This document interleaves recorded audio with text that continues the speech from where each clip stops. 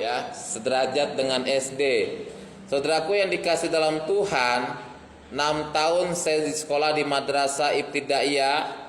Kalau nggak pakai speaker kedengeran nggak? Jadi nggak usah pakai mic aja ya. Kita pakai hikmat, betul kan? Saya matiin aja mic-nya ya. Ya. Saudaraku yang dikasih dalam Tuhan, dari ibtidaiyah saya lanjut lagi sekolah sanawiyah berapa tahun? Sanawiyah 3 tahun, masuk lagi aliyah, masuk lagi yang namanya perguruan tinggi IN. Saya kuliah ngambil fakultas dakwah Usuluddin. Tujuan saya hanya satu, supaya saya jadi ustadz, walaupun pada saat itu saya baru ustadz kampung, saudara. Nah, ketika saya belajar mengaji, ya, ada perkumpulan mahasiswa. Nah, di situ saya belajar Al-Qur'an dengan ada satu ayat Al-Qur'an mengatakan inna dinna indallahi Islam. Tahu artinya? Tanya Pak Gembala ya. Inna dinna, sesungguhnya agama yang paling sempurna di sisi Allah yaitu agama Islam. Saya menganggap Islam itu agama yang paling benar, Islam itu agama yang paling sempurna. Nah, pada saat itu tahun 1999 saya ingin mengislamkan beberapa pendeta. Kenapa? Karena kata guru ngaji saya, kalau kamu bisa ngislamin orang kafir, maka 1 orang 70 pahala 70 bidadari. Bayangin saudara. Nah, kenapa saya cari pendeta? Karena kalau pendetanya masuk Islam, 1 jemaat berapa bidadari saya punya? Kalau jemaatnya 30 berapa bidadari? 1 orang 70 pahala 70 bidadari. 70 kali 30 berapa bidadari saya punya? Banyak kan? Itu tujuan saya, ingin mengislamkan beberapa pendeta. Tahun 1999. Tidak berhasil saya ngislamin pendeta, apa yang saya lakukan? Pembakaran gereja. Yang saya bakar gereja GPDI lagi. Dan sekarang jadi hamba Tuhan GPDI. Alhamdulillah. Ya. Yang pertama saya bakar gereja GPDI Pak Edi Tengkano, gembalanya. Itu dulu bangunan gereja beliau nggak seperti ini. Bangunannya dari bambu, dari jembatan kayu, itu saya yang bakar. Saya bakar. Kenapa saya bakar? Karena saya ingin mengislamkan beliau, nggak bisa.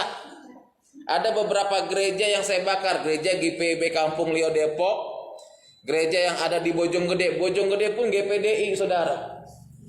Jadi 2 gereja GPDI saya bakar, dan sekarang jadi hamba Tuhan GPDI, saudara. Dahsyat doa orang GPDI, haleluya, amin. Saudaraku yang dikasih dalam Tuhan, saya katakan saya nggak ada niat tujuan saya jadi pendeta. Kenapa? Karena bagi saya pendeta itu masuk neraka, orang Kristen itu masuk neraka. Tapi karena panggilan Tuhan, firman Tuhan mengatakan apa? Bukan kamu yang memilih aku, tetapi aku yang memilih. La haula wala quwata illa billah. Saudaraku yang dikasih dalam Tuhan, saya bertobat bukan ada pendeta yang datang, bukan. Bukan ada penginjil yang datang, bukan. Bukan ada anak Tuhan yang menginjil saya, bukan. Tapi karena kasih karunia Tuhan. Saya bertobat karena mimpi yang saya alami, saudara. Apa mimpi yang saya alami? Saya habis sholat isya, biasa jam 7 malam ya. Habis sholat isya, saya tidur. Dan ketika saya tidur, Tuhan kasih mimpi kepada saya. Apa mimpinya? Di dalam mimpi tersebut ada cahaya sinar yang menerangi tubuh saya. Dan cahaya itu dengan suara yang sangat lembut. Dia berkata, akulah jalan kebenaran dan hidup. Tidak ada seorang pun yang datang kepada Bapa kalau tidak melalui aku. Saya terbangun dalam tidur saya. Ketika saya terbangun, badan saya penuh dengan keringat. Langsung saya masuk kamar mandi, saya sholat. Di tempat sholat, Allahu Akbar. Habis sholat, saya tidur lagi pas jam 4 mau sholat subuh. Biasanya kalau saya bangun pagi itu jam 4. Makanya kita jangan kalah sama mereka, saudara. Mereka pagi-pagi udah saat teduh, betul kan? As-salatu As-salatu khairum minan naum. Lebih baik sholat daripada tidur. Betul? Kalau kita enggak kan? Baik tidur daripada saat teduh, betul gak? Tapi sini mah enggak ada ya. Maksudnya enggak ada yang ngaku ya. Saudaraku yang dikasih dalam Tuhan, ketika saya mau sholat subuh, ayat ini selalu terngiang-ngiang telinga saya, atau terngiang-ngiang ya, selalu teringat terus oleh saya. Mau sholat, saya teringat ayat itu tentang mimpi yang saya alami. Jadi imam terus teringat terus, sampai saya bertanya kepada paman saya seorang kiai, saya tanya, Abah, mau tanya apa Yasin? Begini, saya pernah dikasih mimpi, dalam mimpi tersebut ada cahaya sinar yang menerangi tubuh saya. Dan cahaya itu melalui suara yang sangat lembut, dia berkata, akulah jalan kebenaran dan hidup. Tidak ada seorang pun yang datang kepada Bapak kalau tidak melihat aku. Apa artinya mang? Abah, coba kamu buka Al-Quran katanya. Cari di Al-Quran. Saya buka Al-Quran yang jumlahnya 6.666 ayat. Angka apa ini? Kita bahas betul. 6.666 ayat saya buka, saudara.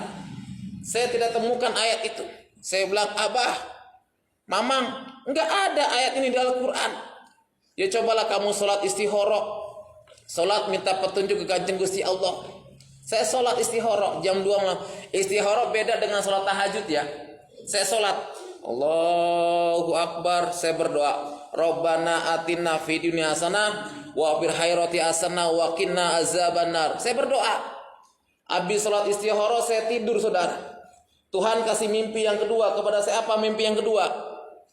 Di dalam mimpi yang kedua saya bertemu dengan seorang yang wajahnya bersih, berjubah putih, bercahaya sambil bawa domba dan tongkat.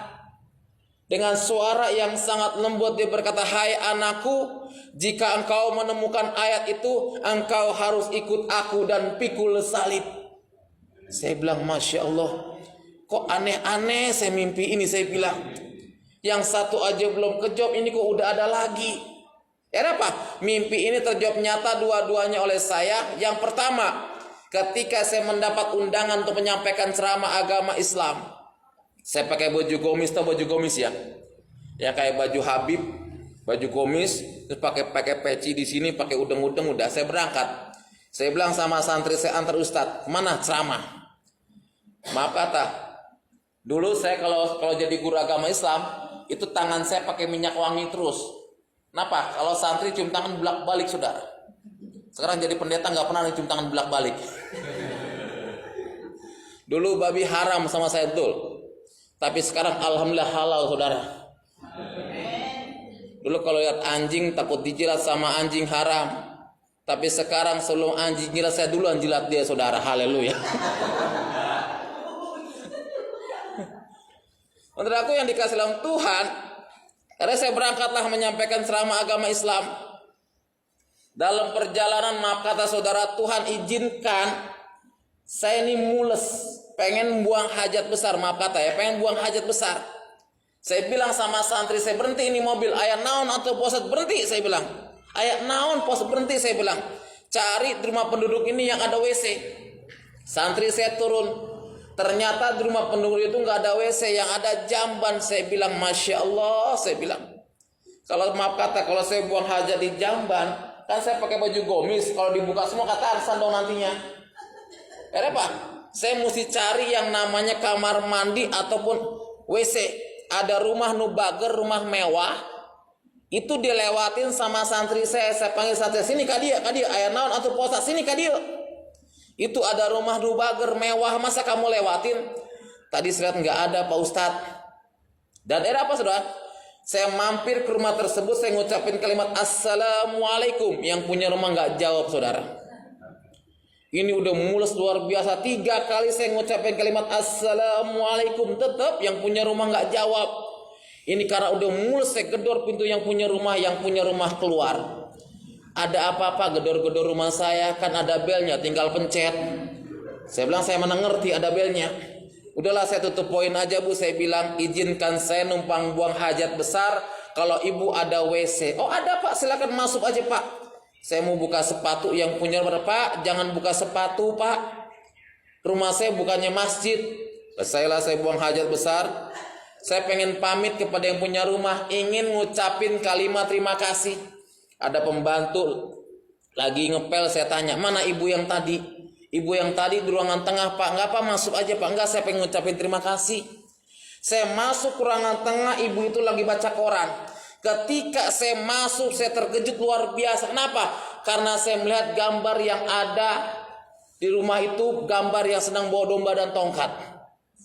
Saya kaget, Masya Allah. Ini kok gambar yang ada dalam mimpi saya?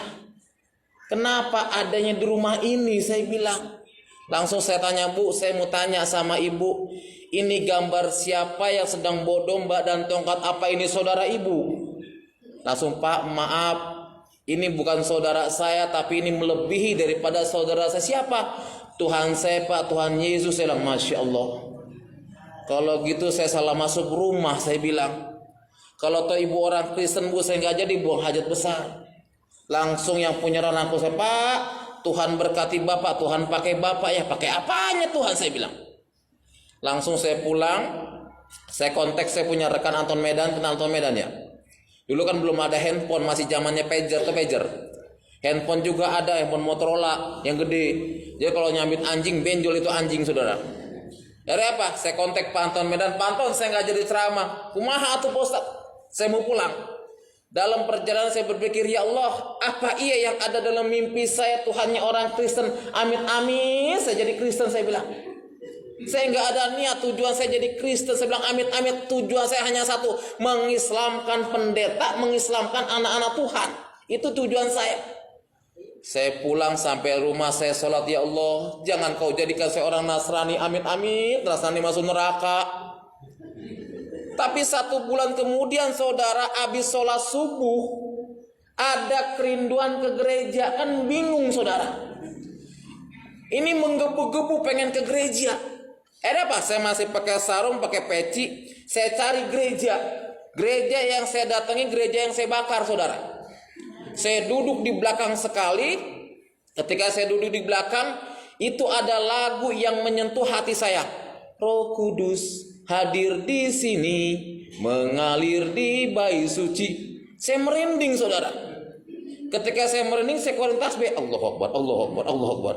Saya pikir gereja banyak setan saudara. Kenapa merinding saya?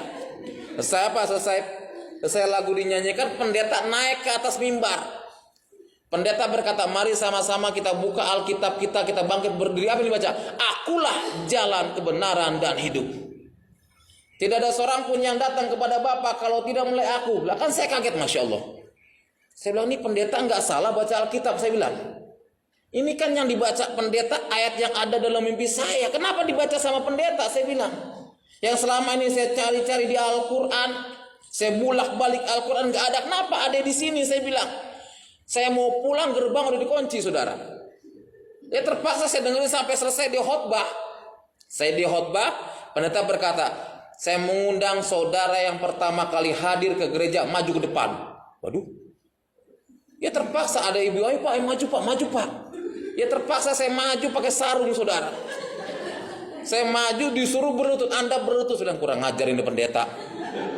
Bertahun-tahun Ustadz gak pernah berlutut, saya bilang. Apa? Ketika saya berlutut saudara, itu pendeta tumpang tangan.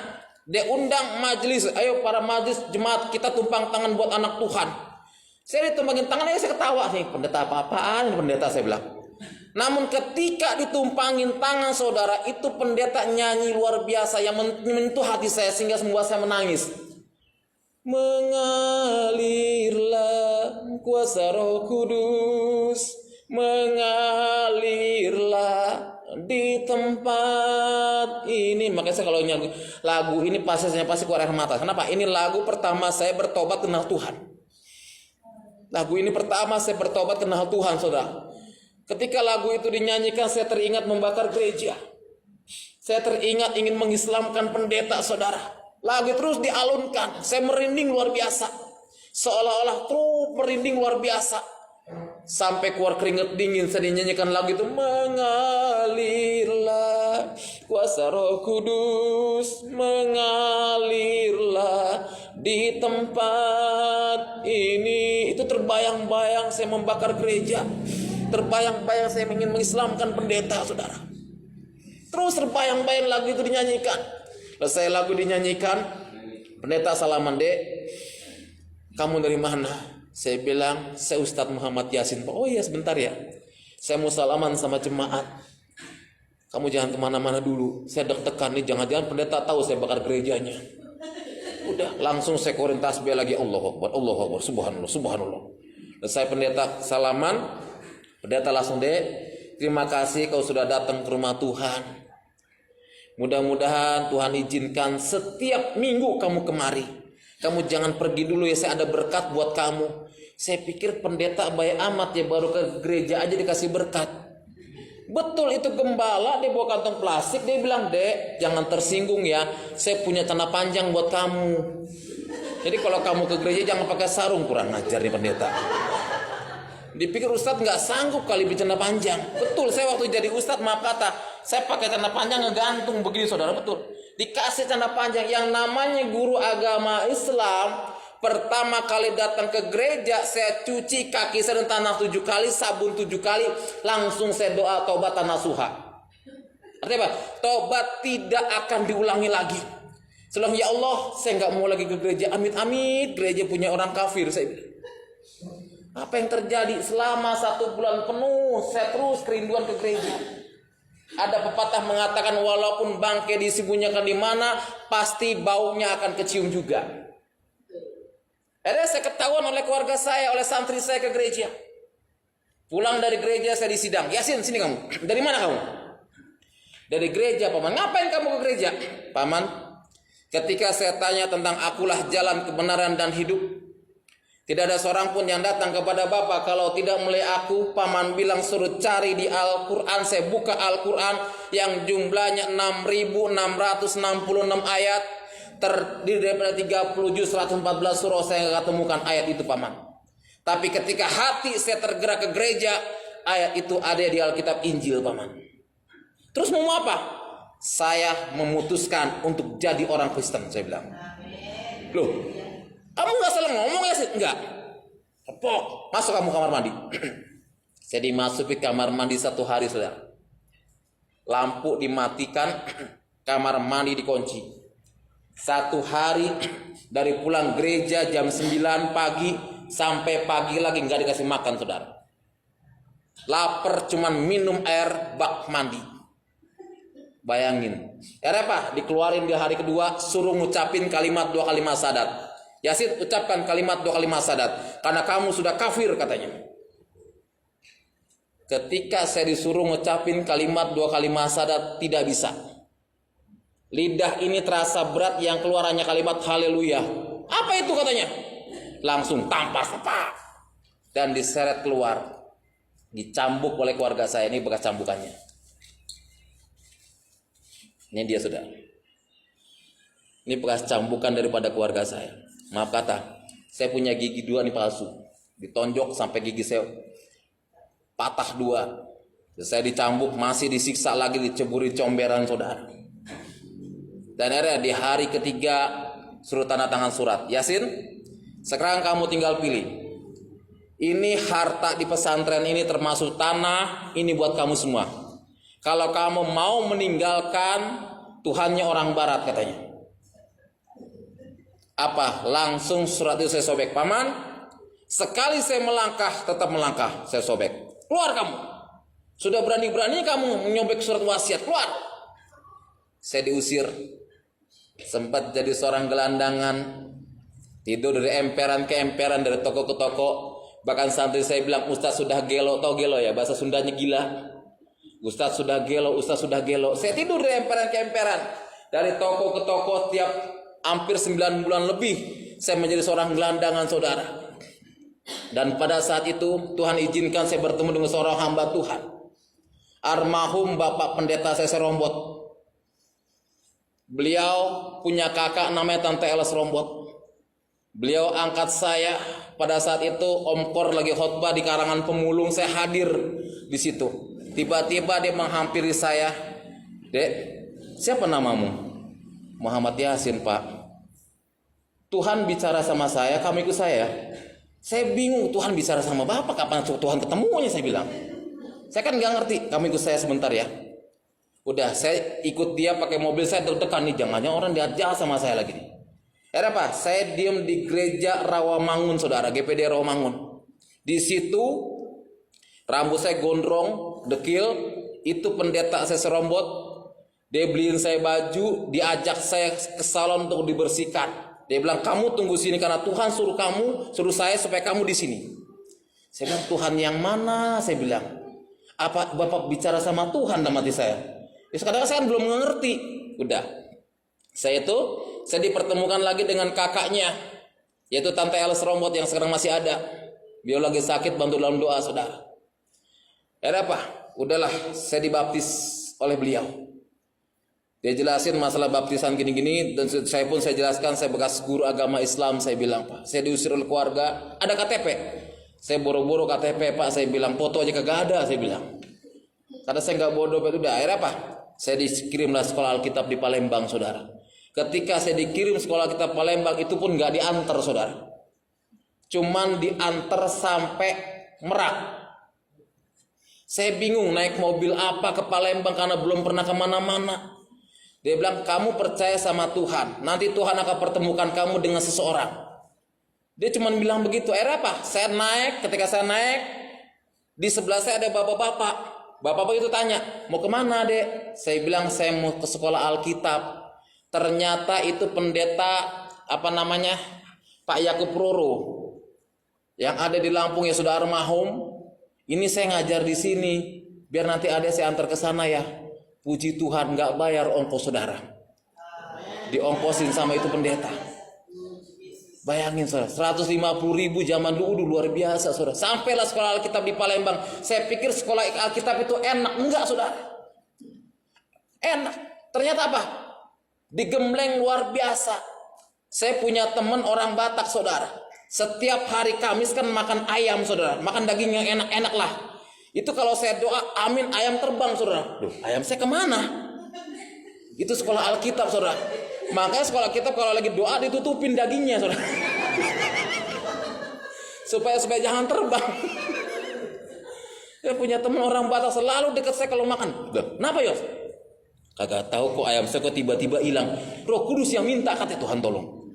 Saya pikir Roh Kudus yang mana baru masuk sekolah Alkitab. Ya sudah, aman aja saya. Makanya maaf kata, kalau sekolah Alkitab bunyi tet aja, itu kalau kita lambat ngambil lauk udah tinggal sayur doang sama nasi, saudara. Itu pun tinggal kuahnya doang. Lah sampai saya nggak betah. Kenapa? Tiap mau makan lauk habis. Kenapa? Karena saya belakangan. Saya kan nggak ngerti.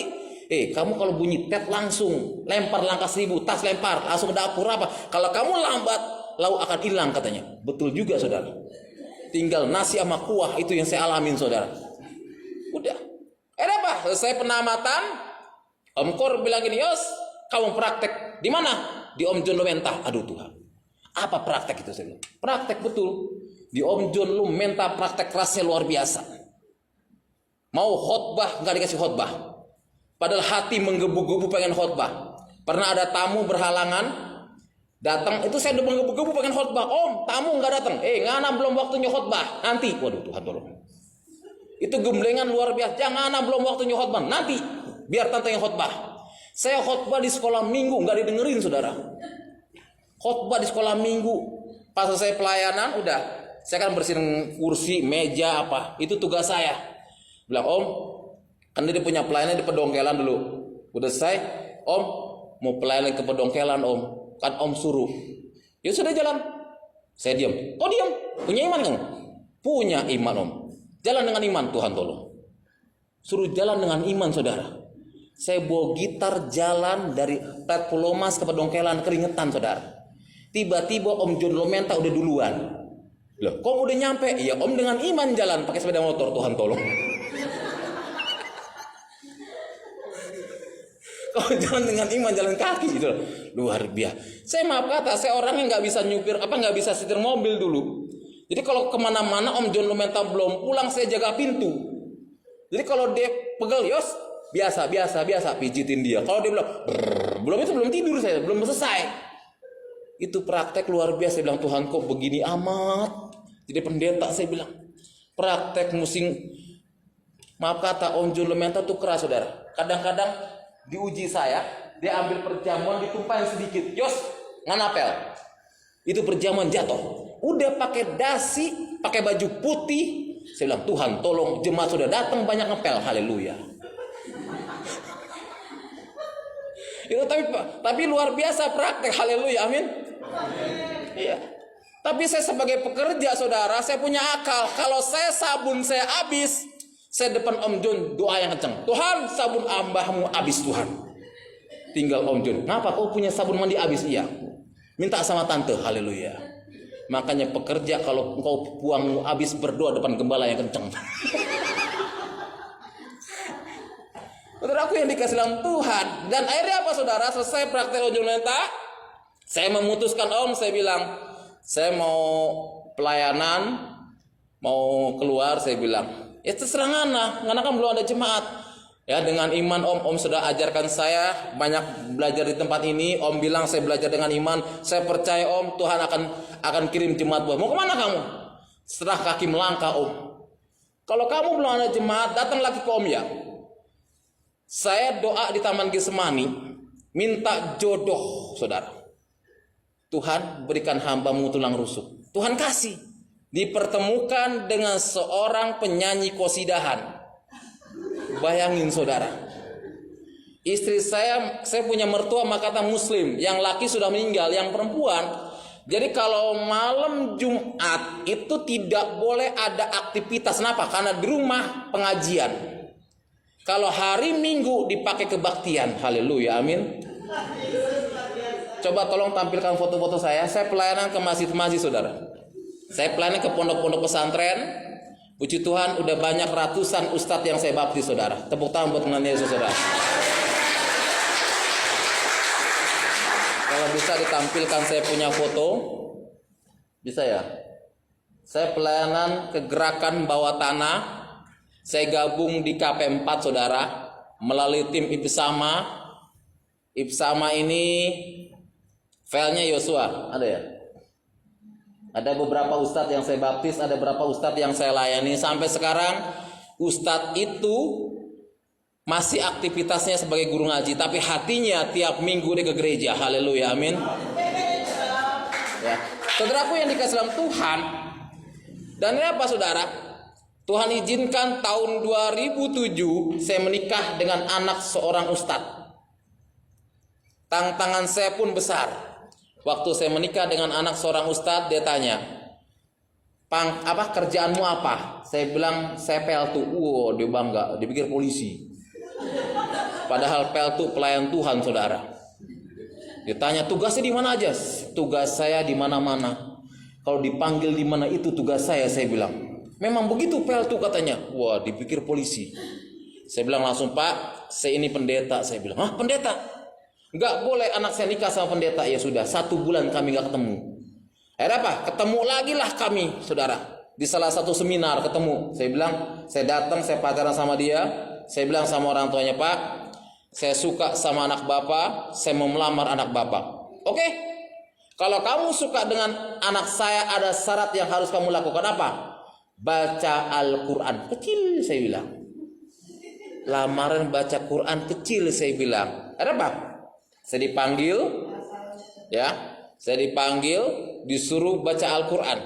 Apa syarat baca Al-Quran? Yang pertama syaratnya Islam. Kalau saya Kristen Pak. Yaudah sekarang ucapkan 2 kalimat syahadat. Langsung. Asyhadu alla Isa Rasulullah. Loh, kok Isa? Ya kan saya anak Nabi Isa Pak. Sebab kalau saya bilang Muhammad Rasulullah, saat itu apa yang terjadi? Diislamkan kembali saya, betul kan? Ya. Saya bilang asyhadu alla Isa Rasulullah, bahwa Isa itu anak Allah dan saya mengimani dia Isa sebagai Tuhan. Amin. Salah gak saya Pak? Kecuali saya Islam, baru saya ngucapin kalimat 2 kalimat syahadat saya bilang. Oh iya juga baca Al-Quran. Surat Al-Baqarah yang pertama alif lam mim. Baca Yasin 83 ayat, Pak. Yasin wal Qur'anil Hakim. Loh kok kamu hafal ya? Hafal, Pak. Ya sudah, besok panggil orang tuamu ke sini. Waduh, orang tua? Orang tua dari mana saya bilang? Saya telepon Tante Eles Rombot. Tante, saya ini ada jodoh. Saya pengen ngelamar perempuan, tolong kirim. Kalau tante bisa datang, kalau ibu bisa datang, tolong ibu datang. Aduh, ibu nggak bisa datang ya. Oh, ibu kirim aja lah orang. Ternyata dikirim pekerja, saudara. Pekerja yang umurnya masih muda, disuruh menjadi. Dan ini foto keluarga saya. Ini keluarga saya semuanya muslim, dan ini baju putih anak saya. Anak saya dan ini kakak saya yang setiap tahun memberangkatkan haji. Sekarang puji Tuhan sudah terima Yesus, saudara. Amin. Keluarga saya, semua keluarga dari pihak istri semuanya muslim, ya. Jadi keluarga dari istri itu ada 2 yang sudah terima Yesus, saudara. Ada 2 keluarga, ya, ada 2 keluarga. Tapi mereka tetap kalau Lebaran pakai jilbab. Tapi sekarang mereka udah nggak lagi ke masjid. Sekarang mereka haleluya. Wah. Nah. Terus ini kami pelayanan di Pak Martin, Panti Asuhan. Terus, ya. Nah, ini Natal antara Islam dan Kristen. Setiap tahun saya mengadakan Natal Islam dan Kristen. Awalnya kenapa saya bisa Natal seperti ini? Awalnya terus jangan dikipinnya dulu ya. Awalnya gini, ini gereja GPDI, ya, tempat Bapak rohani saya Pendeta Sebulun. Tidak ada yang mampu pelayanan di sini. Kenapa? Karena orang-orang Islam itu jahil, jahat. Saya lagi doa sepeda motor banyak hilang, saudara. Lagi doa sepeda motor saya hilang, sampai anak saya, Pak, sepeda motor Papa banyak nggak ada. Udah, kita pulang pakai apa, nak? Saya berdoa di situ, jahatnya luar biasa orang-orang sini. Nah, suatu ketika tahun 2013, saudara, kampung ini kekeringan sama sekali. Padahal itu bulan November, mau masuk bulan Desember. Kekeringan air sama sekali, nggak ada, kering kemarau. Tapi sumur gereja nggak kering, saudara. Amin. Sumur gereja nggak kering. Tiba-tiba ini Ustadz ini tanya sama saya, Pak, kok sumur gereja kok nggak kekeringan air? Boleh nggak saya ambil sembahyang 1 ember aja, Pak? Oh silakan, saya bilang. Dia ambil 1 ember, saudara. Dia bawa ke musola. Tiba-tiba orang musola datang ke saya. Saya takut diserbu kan? Ternyata orang musola minta air. Loh, minta air. Saya lagi dekorasi acara buat Natal. Karena Natal masih 2 minggu lagi, saya pikirkan. Dekorasi. Lah, Pak Pendeta mau ngapain? Ini buat ulang tahun, saya bilang. Ulang tahun Pak Pendeta. Saya tulis kelahiran Yesus. Loh kok nama Bapak Yesus? Ya nama saya Yosua, Pak. Loh, Bapak ulang tahun? Iya, Natal nanti, Pak. Boleh kami datang, Pak? Oh silakan. Saya pikir cuma 1 ustadz yang datang, saudara. Ternyata pas tanggal 27 Desember kami mengadakan Natal. Saya cuma hanya jemaat Tuhan, karena jemaat saya cuma 20 orang. Saya pikir yang datang 1 ustadz, ternyata Pak, 1 masjid datang Natal, saudara.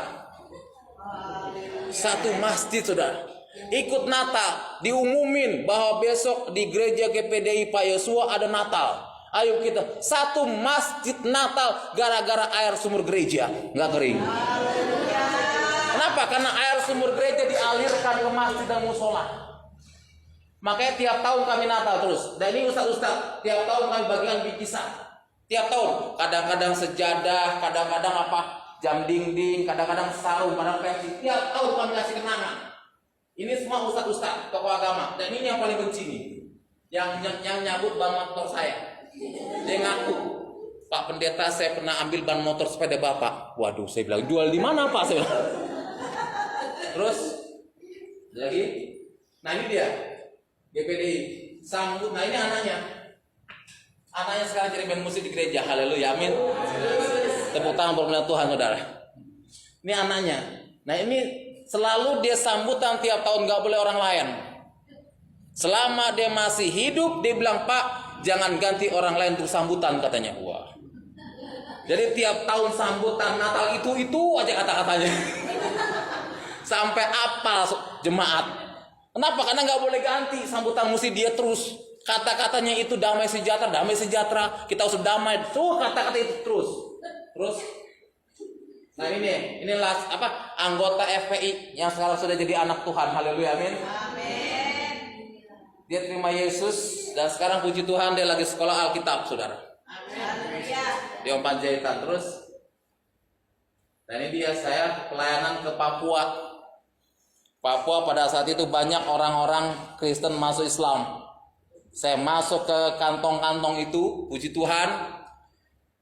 Sekarang sudah kembali lagi Papua yang dari Kristen masuk Islam. Saya kesana puji Tuhan, banyak orang-orang Islam yang kami selamatkan kembali ke Kristen, saudara. Terus, nah ini dia ustaz-ustaz.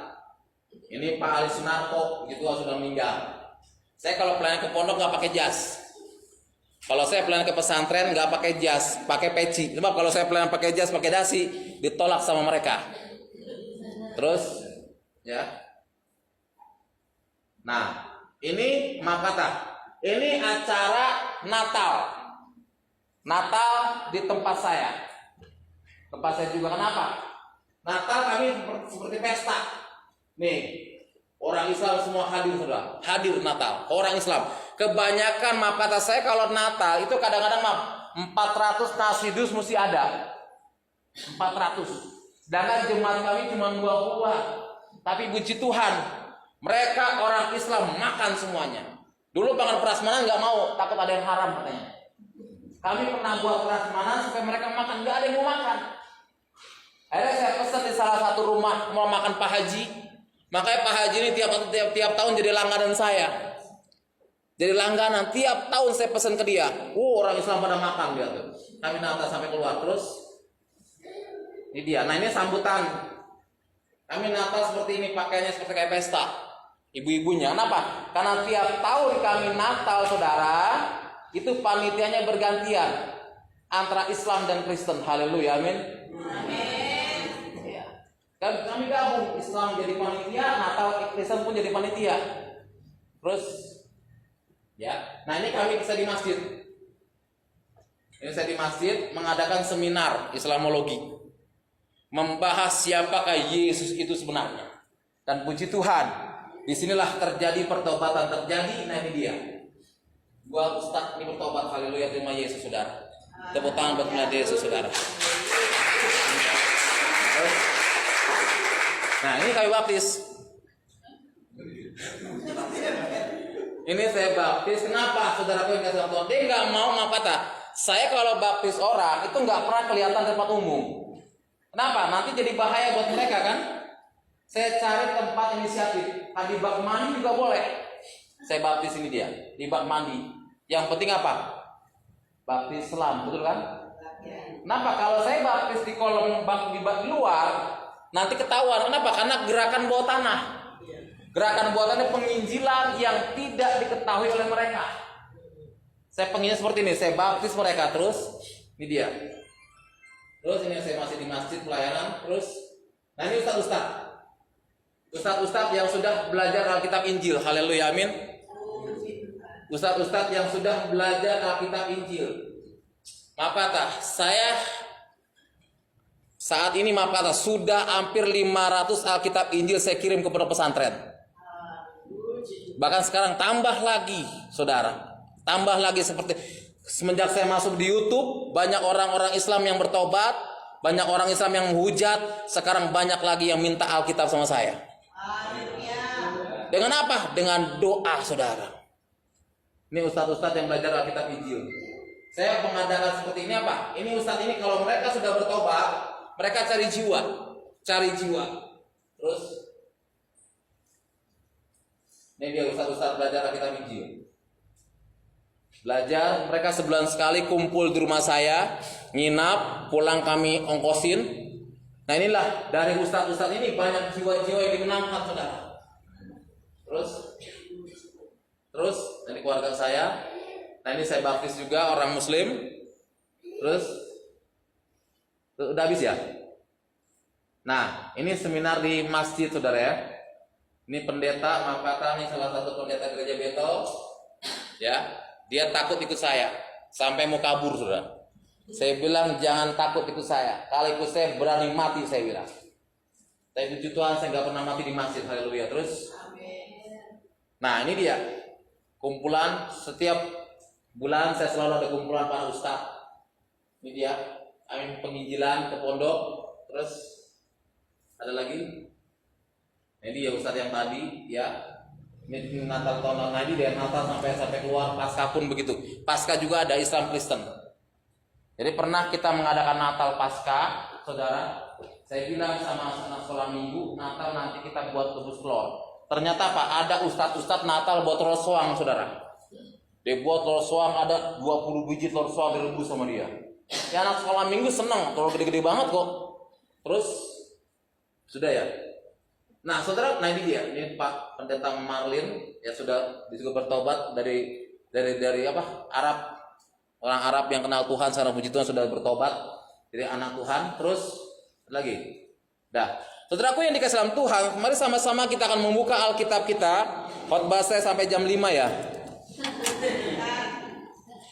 Kita akan membuka Alkitab kita akan membahas tentang keselamatan ditinjau segi Al-Quran dan Alkitab.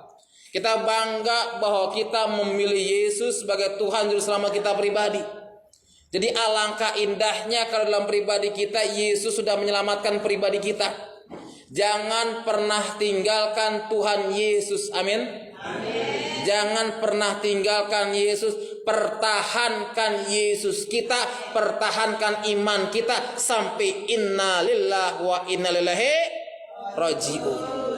Kita bahas Alkitab Yohanes 14 ayat 6. Kita baca bersama-sama 1, 2, 3. Kata Yesus kepadanya, akulah jalan, kebenaran, dan hidup.